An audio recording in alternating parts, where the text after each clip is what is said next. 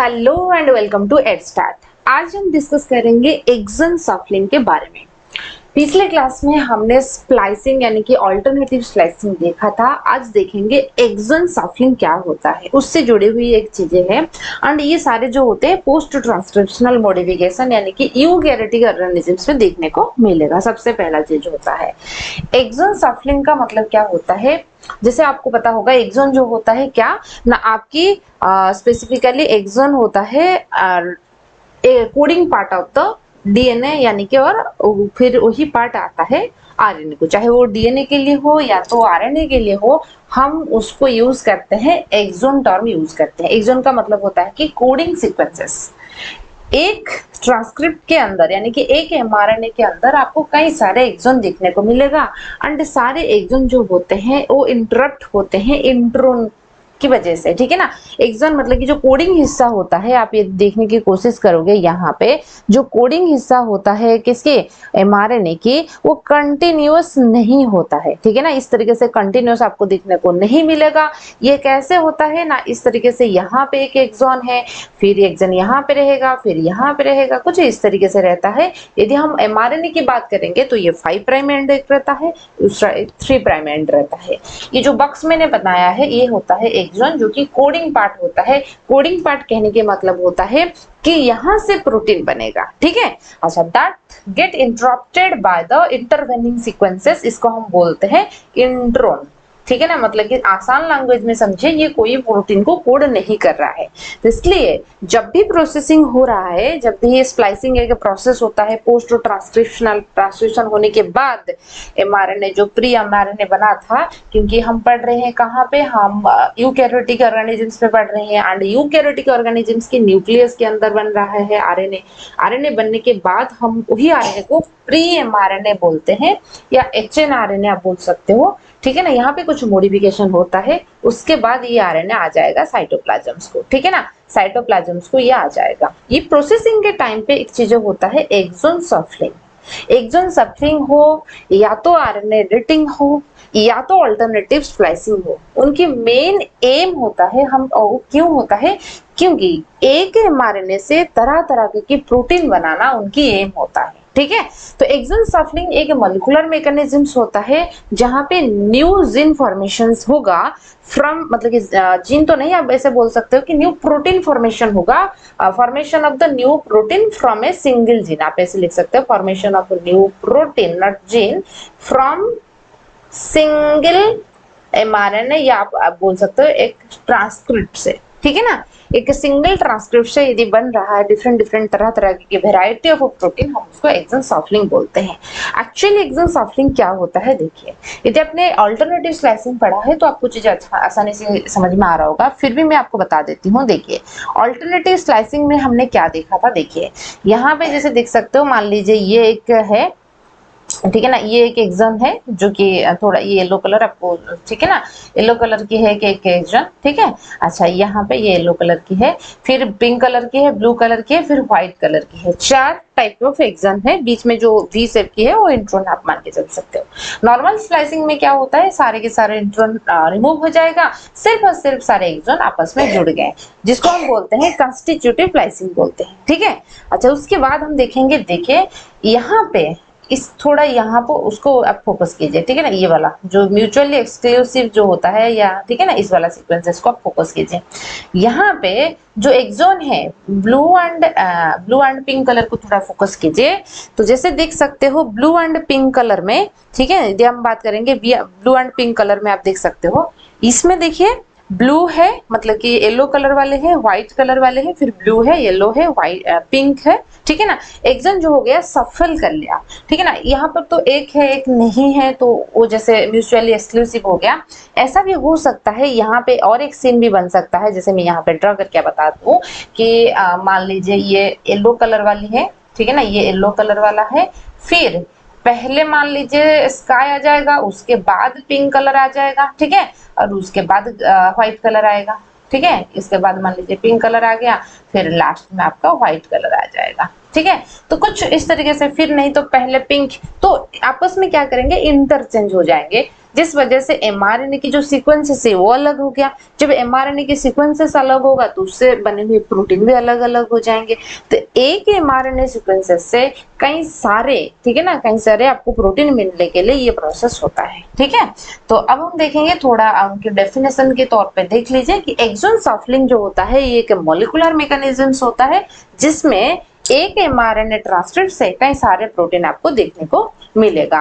तो genetic process involve the recombinations and rearrangement of the exon, आप बोल सकते हो ये एक रीअरेंजमेंट प्रोसेस होता है एक्सॉन के। ठीक है ना, the process of exon shuffling जो होता है बहुत सारे मैकेनिज्म्स में होता है, क्योंकि हमने ऑल्टरनेटिव स्प्लाइसिंग उनका एक मैकेनिज्म्स है, इस प्रोसेस में होता है। उसके अलावा जीन डुप्लीकेशन प्रोसेस में भी होता है। जीन डुप्लीकेशन, डिलीशन, ये चीज में हमने पढ़ चुके हैं। तो डुप्लीकेशन में हम देखेंगे, मान लीजिए आरएनए डीएनए था, ठीक है ना, डीएनए की पोर्शन डुप्लीकेट हो गया, वही पर्टिकुलर मान लीजिए एजी सीक्वेंसेस था, फिर वो एजी सीक्वेंसेस आ गया, डुप्लीकेट हो गया। तो ये मान लीजिए कोई फंक्शनल जीन था तो फंक्शनल जीन भी डुप्लीकेट हो जाएंगे। ठीक है ना, अच्छा, तो ये इस तरीके से होता है। रिकॉम्बिनेशन प्रोसेस, जैसे कि आपको पता होगा रिकॉम्बिनेशंस जब हम बात करेंगे कहां पर, जो मेयोसिस हो रहा होगा, ठीक है ना। मेयोसिस में क्या होता है ना, सिस्टर क्रोमैटिड जो होते हैं, मेयोसिस आपको जर्मिनल सेल्स में देखने को मिलेगा। सिस्टर क्रोमैटिड आपस में क्या करेंगे, एक्सचेंज कर लेते हैं। ठीक है ना, सिस्टर क्रोमैटिड्स जो होते हैं इस तरीके से वो आपस में एक्सचेंज कर लेंगे। ठीक है, यहाँ पे तो जिस वजह से रिकॉम्बिनेशन होता है, क्रॉसिंग ओवर एंड रिकॉम्बिनेशन, यहाँ पे भी एक्सॉन एक्सचेंज होने के चांसेस रहता है। ऑल्टरनेटिव स्लाइसिंग में हमने देखा, यहाँ पे मैंने आपको बात की थी, ऑल्टरनेटिव स्लाइसिंग में भी एक्सॉन जो है एक्सचेंज होने के चांसेस रहता है, यानी कि सफलिंग करने के चांसेस रहता है। क्या क्या मैकेनिज्म्स है एक्सॉन सफलिंग की, हम वो ही देख रही हैं। ठीक है, अच्छा, तो ये चीज आप देखिए कि जीन डुप्लीकेशन की मदद से हो सकता है, डीएनए कोडिंग हिस्सा डुप्लीकेट कर गया तो वो जाके कहीं दूसरे एरिया में चिपक जाएगा, किसकी वजह से, ट्रांसपोजोन्स वजह से। ठीक है ना, ट्रांसपोजोन जिसको हम जंपिंग जीन कहते हैं। जंपिंग जीन में क्या होगा ना, एक क्रोमोसोम के ऊपर कोई जीन है, फंक्शनल जीन है, उसको कुछ ऐसे ट्रांसपोजेंस होते हैं, ट्रांसपोजेंस का मतलब कि ऐसे एंजाइम्स होते हैं जो उसको उस पर्टिकुलर एरिया से कॉपी करके दूसरे एरिया में चिपक देंगे। ठीक है ना, तो कॉपी पेस्ट मेथड हो सकता है या कट पेस्ट मेथड हो सकता है, जो दूसरे एरिया में जाके चिपक जाएंगे। ठीक है, ट्रांसपोजोन्स भी हम देखेंगे, उनकी वीडियो जो है ना क्लासेस अवेलेबल है जेनेटिक्स वाला लेक्चर में, आप देखिए किस तरीके से कट पेस्ट मेथड होता है, कॉपी पेस्ट मेथड होता है। एक एरिया से, मतलब कि एक क्रोमोसोम से कोई एक जीन आइदर कॉपी होकर दूसरे एरिया को चला जाएगा, कॉपी होना मतलब है कि उस पर्टिकुलर एरिया में उनकी कॉपी, मतलब कि वो रहेगा, उनका कॉपी बना लेगा, वही चला जाएगा दूसरे एरिया को। कट पेस्ट का मतलब होता है कि इस पर्टिकुलर एरिया से वो कट हो जाएगा तो दूसरे एरिया में जाके चिपक जाएगा। ठीक है ना, वो ट्रांसपोजन्स की चीजें होता है, वो तो यही होता है आपका एक्सॉन सफलिंग।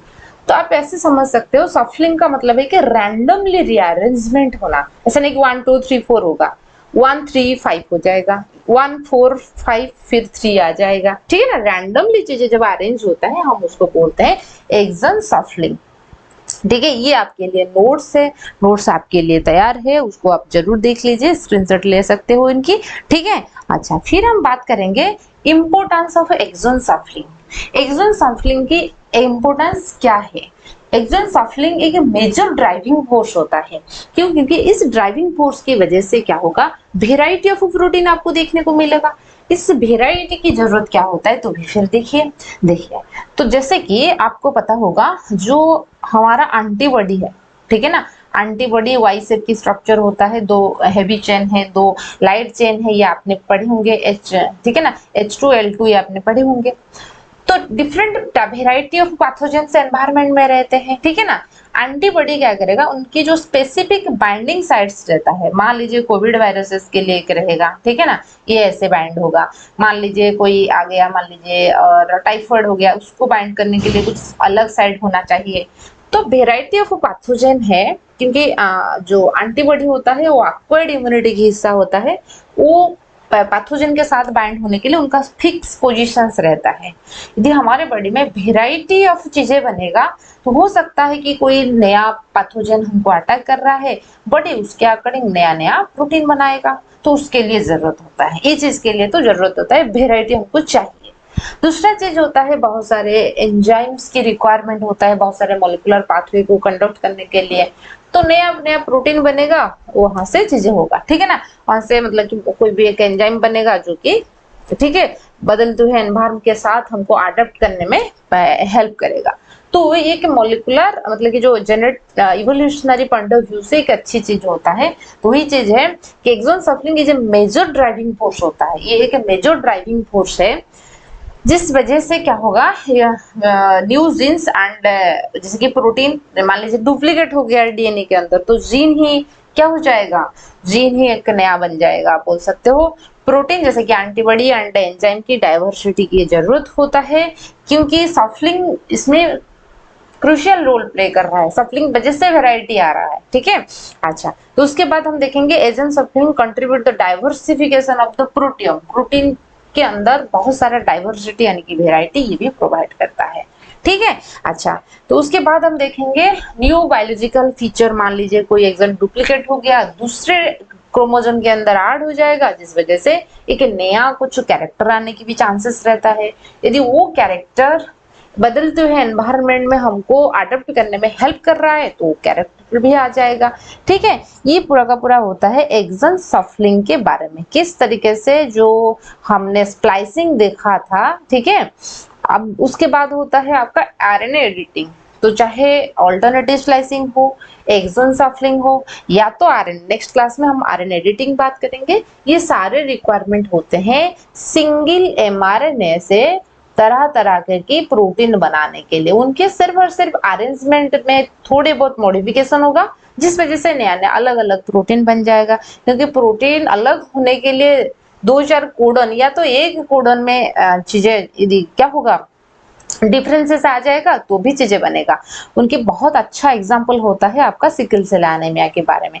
सिकल सेल में क्या होता है, एक ही न्यूक्लियोटाइड में चेंजेस, मतलब कि एक नाइट्रोजनस बेसिस जो था वहीं पे न्यूक्लियोटाइड में चेंजेस आया था, जिस वजह से जो आरबीसी हमारा इस तरीके से ठीक है ना स्पेरिकल था, ऐसे मोर और लेस स्पेरिकल, बाइकॉनकेव तो होता है आरबीसी की जो शेप, वो सिकल शेप हो जाएगा, कुछ ऐसा बन जाएगा, समझ रहे हो ना। तो एक नए अलग सा प्रोटीन जैसे स्ट्रक्चर ये बिहेवियर करने लगेगा। तो एक में भी एक न्यूक्लियोटाइड सीक्वेंसेस में भी चेंज होने की वजह से पूरा का पूरा चीजें जो है अलग हो जाता है। आई होप आपको एक्सन सफलिंग जो है समझ में आ रहा होगा, ठीक है। तो चीजें क्लियर हुआ तो फिर भी मतलब कि यदि कोई आपको डाउट है आप मुझे पूछ सकते हो, कमेंट भी कर सकते हो, ठीक है। सो आज के लिए इतना ही है, फिर आपको मतलब कि नेक्स्ट क्लास में हम आरएनए एडिटिंग के बारे में बात करेंगे। यदि आप चैनल पर नया है जरूर चैनल को सब्सक्राइब कर लीजिए एंड वीडियो को लाइक कीजिए, और आप अभी तो आपके जूनियर लोग आ रहे होंगे उसको भी चैनल के बारे में बताइए जुड़ने के लिए, ठीक है। अच्छा, और एक इन्फॉर्मेशन है, यदि आप सीपेट की तैयारी करना चाहते हो या सेमिस्टर की हर एक जो कंसेप्ट है उसको आप क्लास के साथ साथ नोट्स, एमसीक्यू एंड कहाँ से किस तरीके से क्वेश्चन पूछा जाएगा वहां से यदि आप चाहते हो तो आप रेड स्टार्ट के साथ जुड़ सकते हो। नीचे दिए गए नंबर को आप कांटेक्ट कीजिए 7894226802। So thank you.